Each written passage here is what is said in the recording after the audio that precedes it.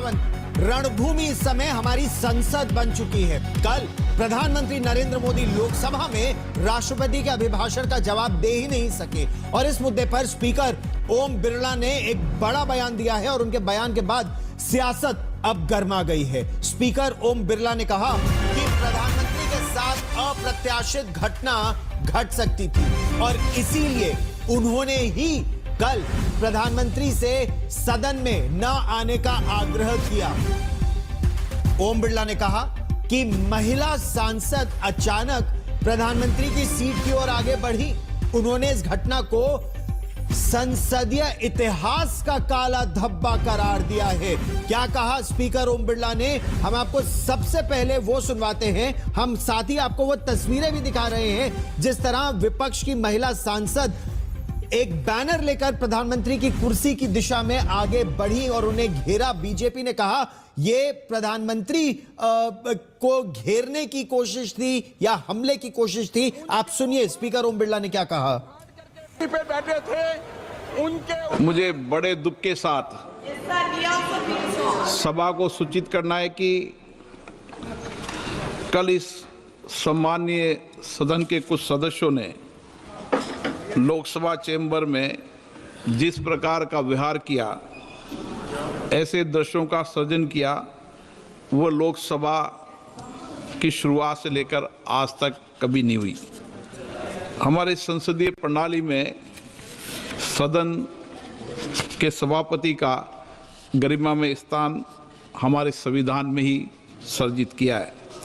आज तक इतिहास रहा है कि राजनीतिक मतभेदों को कभी भी सदन के कार्यालय तक नहीं लाया गया। प्रतिपक्ष के सदस्यों ने जो व्यवहार अध्यक्ष के कार्यालय में किया वो हमारी संसदीय परंपराओं के लिए न उचित था और तो मैं कहूँगा कि वो एक ब्लैक स्पॉट की तरह था। हम सबको सदन सुचारू रूप से चलाने में सहयोग करना चाहिए। बहुत बड़ा बयान है ये स्पीकर का, यह कहना कि जो हुआ वो संसद के इतिहास में एक काला धब्बा है, एक ब्लैक स्पॉट है। रविशंकर प्रसाद इस पर क्या कह रहे हैं। रविशंकर प्रसाद से बात की मेरी सहयोगी ऐश्वर्या पालीवाल ने, सुनिए। हमारे साथ बातचीत के लिए जुड़ गए हैं भारतीय जनता पार्टी के वरिष्ठ नेता रविशंकर प्रसाद जी। रविशंकर जी, आप बहुत टाइम से संसद के अंदर हैं। जिस तरीके से ओम बिरला जी ने ये कहा कि उन्होंने ही प्रधानमंत्री को मना किया, क्या आपको लगता है कि ऐसे विपक्ष को नहीं करना चाहिए? और क्या मतलब है इसका? कल मैं हाउस में था जिस समय ये वाकया हुआ। जिस तरह से कांग्रेस के तरफ के एमपी, विशेष रूप से महिला एमपी आगे आई और पीएम के कुर्सी की तरफ बढ़ी,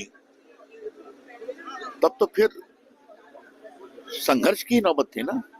ऐसे होता है क्या? तो उन्होंने बिल्कुल सही कहा कि प्रधानमंत्री नहीं आए।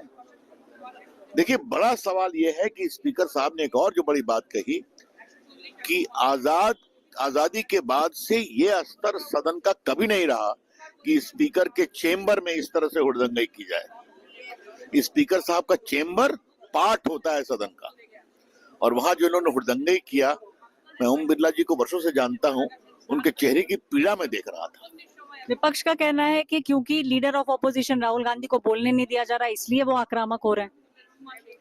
आक्रामकता का मतलब क्या है? आप प्रधानमंत्री को फिजिकली रोकेंगे बोलने से?